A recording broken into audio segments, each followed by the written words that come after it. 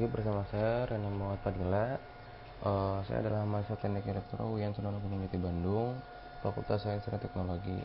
NIM saya adalah 1870768. Di video kali ini saya akan menjelaskan tentang persamaan non-linear. Video ini bertujuan untuk memenuhi tugas ujian akhir semester pada mata kuliah Matematika Teknik 2 yang saya ampu pada semester ini. Pengertian awal. Persamaan non-linear dapat diartikan sebagai persamaan yang tidak mengandung syarat seperti persamaan linear, sehingga persamaan non-linear dapat merupakan persamaan yang memiliki pangkat lain satu, misalnya x pangkat 2. Persamaan yang mempunyai produk dua variabel, misal x dikali y. Nah, kemudian kita kilas balik sedikit tentang persamaan linear. Persamaan linear adalah sebuah persamaan aljabar yang tiap sukunya mengandung konstanta atau perkalian konstanta dengan variabel tunggal.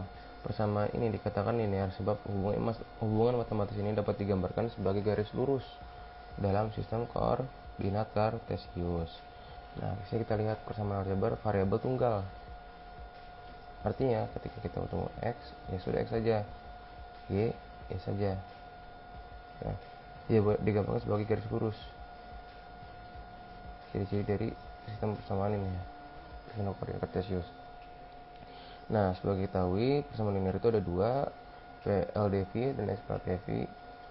Sistem persamaan linear dua variabel, di mana pasangan dari dua nilai berubah x atau y ekuivalen dengan bentuk umumnya yang punya pasangan terurut x0, y0.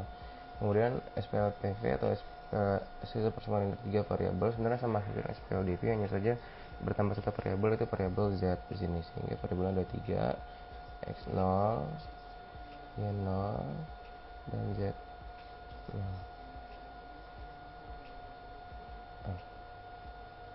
Ini SPLDV. Contoh bentuknya seperti ini, ada x 2x min y sama dengan 2, x plus y sama dengan 4, x tambah y tambah z sama dengan 8. Nah, jadi saya harap melalui perbandingan dari dua definisi ini dapat mengetahui apa sih perbedaan dari persamaan linear dan linear. Nah, ini kita lanjut. Metode penyelesaian persamaan linear itu ada 3, yaitu metode tabel, biseksi, regular palsi, iterasi sederhana, Newton-Raphson, dan secant. Penentuan akar-akar persamaan non-linear. Akar sebuah persamaan fx sama dengan 0 adalah nilai-nilai yang menyebabkan nilai fx sama dengan 0. Nah, akar persamaan fx adalah titik potong antara kurva fx dan sumbu x.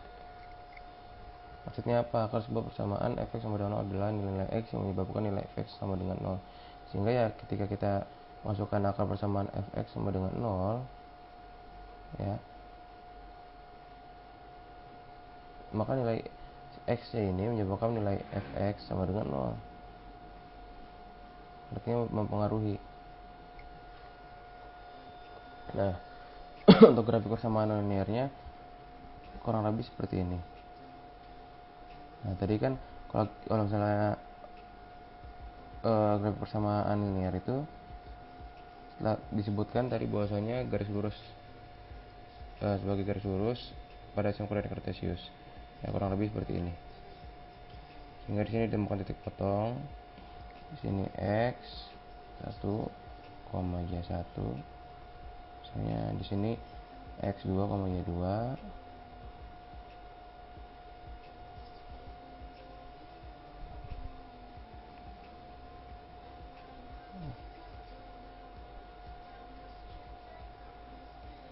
Nah, di sini x2, y2.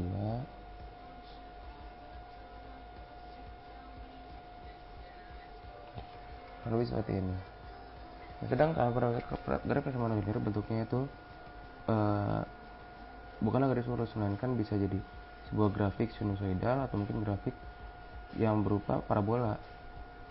Nah, lebih seperti ini. Ini titik potongnya. Gambaran awalnya. Penyelesaian persamaan linear mx plus c sama dengan 0, di mana m dan c adalah konstanta dapat dihitung dengan mx plus c sama dengan 0, sehingga x sama dengan min c per m. Penyelesaian persamaan kuadrat ax kuadrat, ini x kuadrat ya, tambah bx tambah c sama dengan 0 dapat dihitung menggunakan rumus ABC seperti biasa, yaitu x12 min B plus minus akar B kuadrat min 4AC per 2A. Misalnya persamaan linear. Nah, kan jadi penyelesaian itu ada dua secara garis besar, ya, metode tertutup dan metode terbuka. Metode tertutup itu mencari, yang pertama, ciri-cirinya mencari akar pada range A, B tertentu. Yang kedua, dalam range A, B dipastikan terdapat satu akar. Ketika memang X, ya sudah X, Y, ya sudah sama dengan Y. Jadi nggak bisa dua. Pilih salah satunya. Hasil selalu konvergen, disebut juga metode konvergen. Kemudian metode terbuka, diperlukan tebakan awal. Nah, tebakan awal ini bentuknya apa? Misalnya kita ingin menentukan iterasi dari suatu bilangan. Nah, dengan tebakan awalnya itu x0 sama dengan 0. Nah, begitu. Xn dipakai untuk menghitung xn plus 1. Hasil dapat konvergen atau divergen. Ini perbedaannya. Nah, penyelesaian metode tertutup. Metode tertutup itu ada 3, metode tabel, diseksi, dan regulasi. Nah, kurang lebih grafiknya seperti ini. Dia berbentuk terbuka, tertutup ke atas, tertutup ke atas seperti ini. Ini kalau diteruskan seperti ini. Gitu kira-kira. Kemudian metode penyelesaian terbuka ada 3 metode iterasi sederhana, neotronic dan secant. Nah, jadi daerah penyelesaian itu ada di bawah garis semua, di bawah garis semua. Ini di sini ada yang di atas dan di bawah kurva, di bawah lembah. Sedangkan ini ada di bawah kurva semua. Nah, kalau tulisan seperti ini, kita terus menuju. Nah, pada video kali ini saya akan menjelaskan metode tertutup secara jelas dan singkat. Untuk metode terbuka saya akan jelaskan pada video selanjutnya. Pertama, metode table. Konsep metode table itu suatu range X sama dengan A, B mempunyai akar bila FA dan FB berwarna tanda atau memenuhi FA dikali FB kurang dari 0. Nah, ini dikatakan memenuhi. Oke. Sehingga analogi seperti ini. Karena FA dikali FB kurang dari 0, maka pada range X A, B terdapat akar. Nah, lihat. Ini A, ini B ya. Nah, range-nya di sini terdapat akar. Ya. Ini di sini. Nah, karena FA ya, yang kedua kita lihat, karena FA kali FB lebih dari 0, maka pada range X A, B tidak dapat akar. Nah, gimana yang mendapat akar? Karena dia tidak menyentuh sumbu X di sini, sehingga tidak ada yang dapat dicari. Nah, nanti hasilnya berujung tak terhingga nantinya. Nah, kemudian metode tabel atau pembagian area, di mana untuk X di antara A dan B dibagi sebanyak N bagian, dan pada masing-masing bagian dihitung nilai Fx sehingga diperoleh tabel seperti di samping. X0 sama dengan A, saya misalkan seperti ini, sehingga Fx sama dengan Fa, X1 sama dengan Fx1, dan seterusnya sampai N Xn, maka Fxn.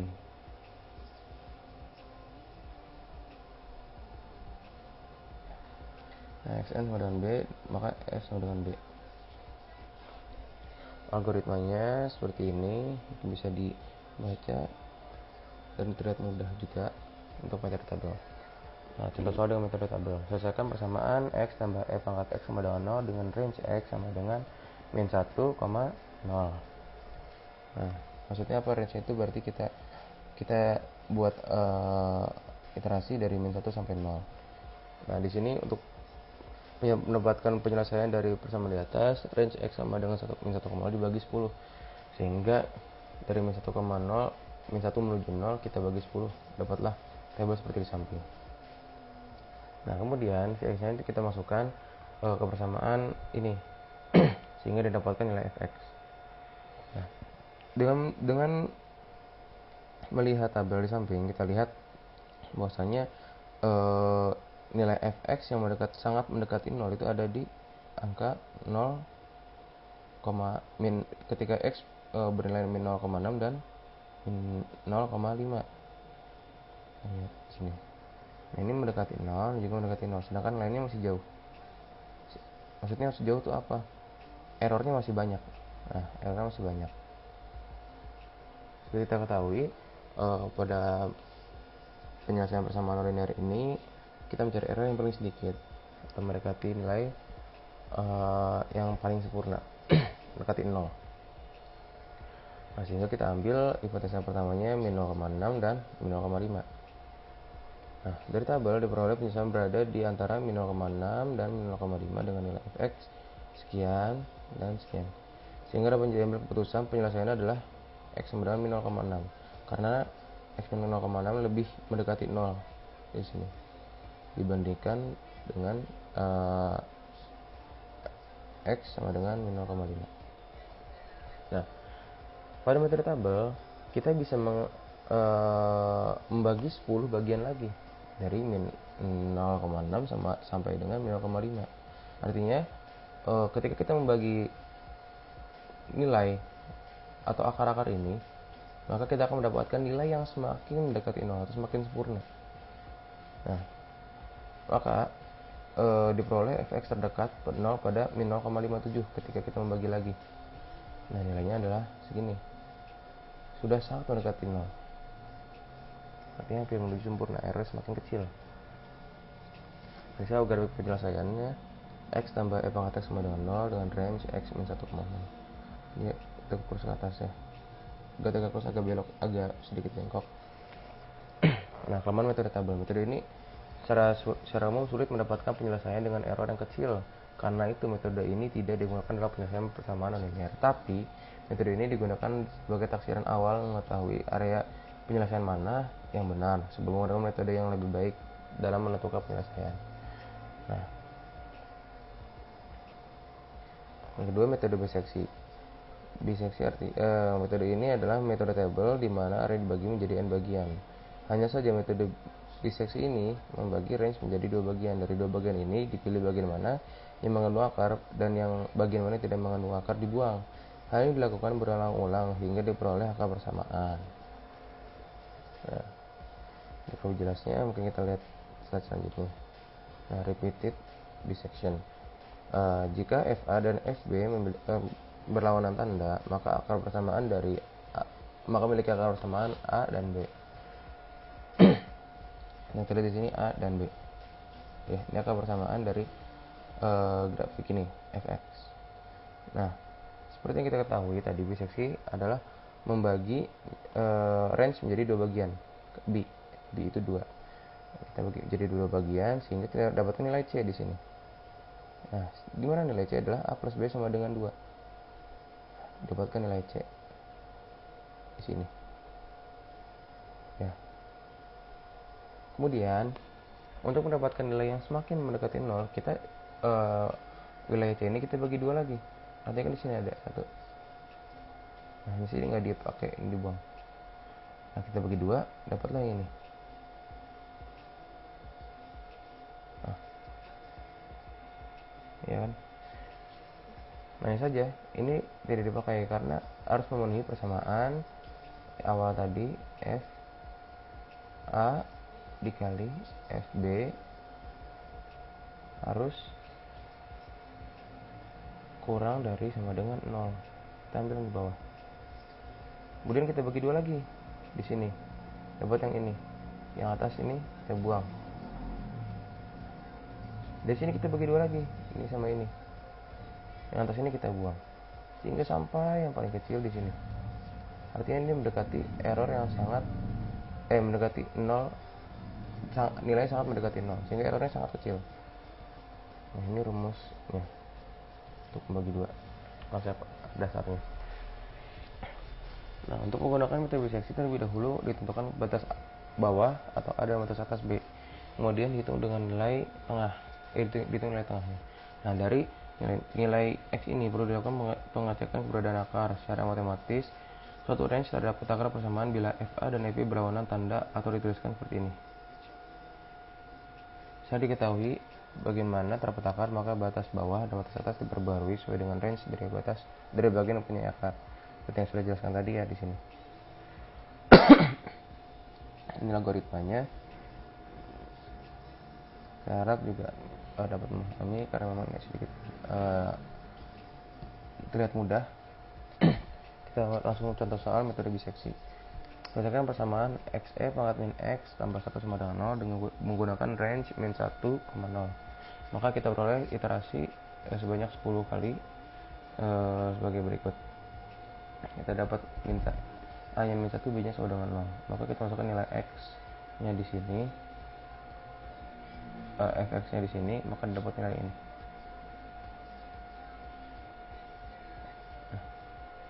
X. Nah, ini fa. Kita ganti nilai dari si persamaan ini dengan nilai a nya.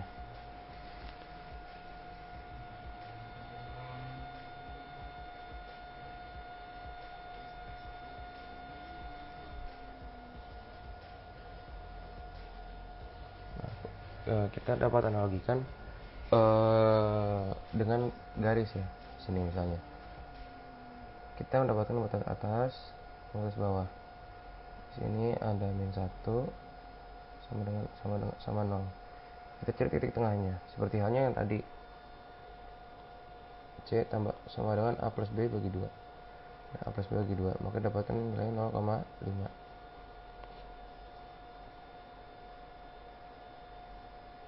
Nah, di sini kita lihat, kita masukkan nilai fx nya ketika maaf, ini minus. Nah, fx dari sini, maka min 0,5 e pangkat min 0,5 tambah 1. Nah, maka hasilnya didapatkan 0,17, 5, dan seterusnya. Nah, berarti nilainya positif, sedangkan ini negatif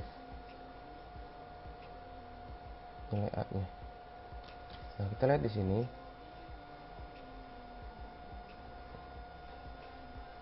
Nah, maka kita akan mencari akar. Mana sih yang punya nilai akar antara yang bagian nilai sini dan nilai sini. Nah, kita lihat karena tandanya berlawanan, maka bagian ini tidak ditentukan. Karena apa? Karena harus memenuhi persamaan FA dikali FB kurang dari 0. Nah, ketika di atas 0 ya berarti dia tidak akan memiliki nilai atau tidak memiliki hasil. Sehingga kita ambil yang ini. Kemudian yang kedua, ini iterasi pertama. Iterasi kedua, kita bagi daerah ini menjadi 2 bagian lagi, maka dapatkan 0,75 di situ. Nah, kemudian dan seterusnya sampai iterasi ke 10. Nah, sehingga kalau kita lihat di sini, kita lihat nilai yang kita perhatikan itu nilai x dan fx-nya, karena a dan b hanya batas saja.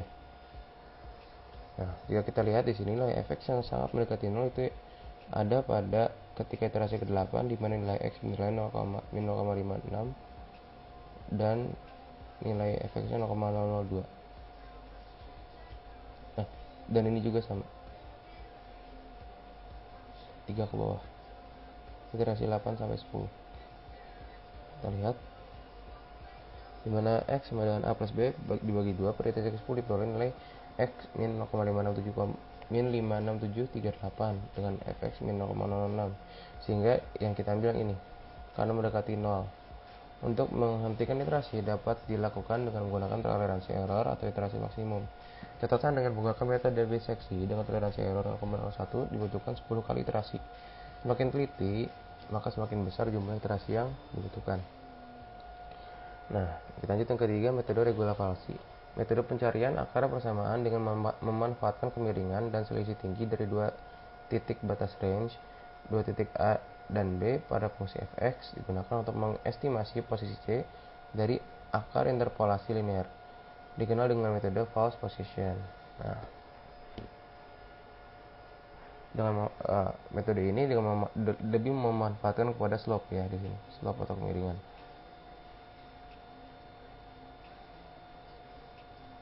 Ya.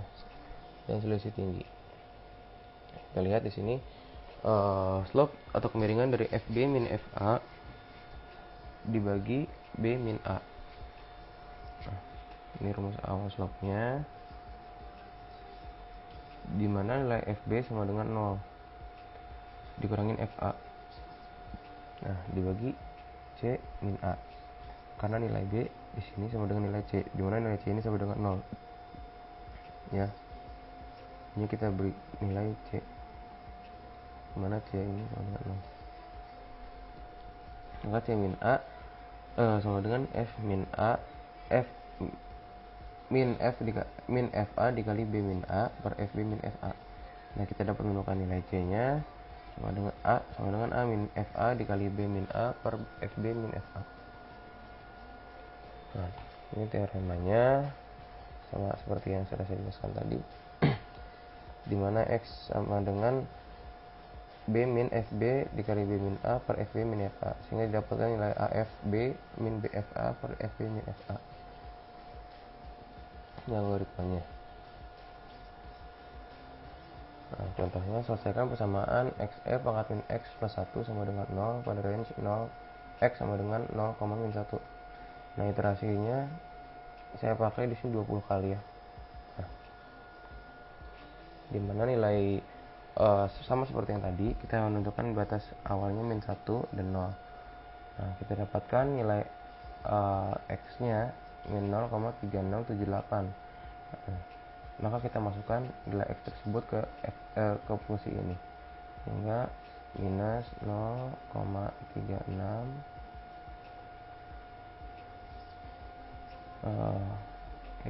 pangkat minus 0,36, mendapatkan nilai sama dengan 0,46 ya. FA adalah fungsi ketika FA ya.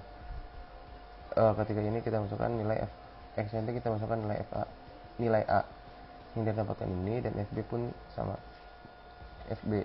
Saya ambil contoh yang FB saja. X nya kita ganti 1 semua, sehingga nilai 1 gitu. Nah, lebih seperti itu, dan kita lakukan iterasi sebanyak 20 kali di sini dengan nilai X ini sama dengan C ya, dimana nilai C adalah A plus B bagi 2. Nah, kita lihat di sini, cari ingat yang jadi patokan adalah yang X dan Fx nya. A dan B ini bukan, karena hanya sebagai batas saja, pun ini juga sama. Nah, ini untuk FA dan FB fungsi untuk menentukan daerah nilai atau daerah hasil, dimana harus memenuhi persamaan FA dikali FB kurang dari 0. Nah, begini. Kita ambil adalah yang ini. Kita lihat di sini. Nah, ketika diiterasi sebanyak 20 kali, terdapat nilai yang sangat mendekati 0, yaitu pada iterasi ke-20 dengan nilai X dengan min 0,56741 dan nilai Fx-nya 0,0074. Nah, ini kesalahannya.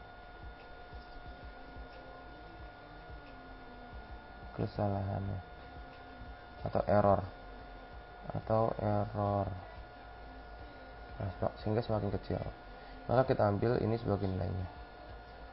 Iterasi sebanyak 20 kali. Apabila kita melakukan iterasi sebanyak 40 kali atau 50 kali, tentunya kita akan mendapatkan nilai yang semakin mendekati 0. Sehingga artinya lebih baik.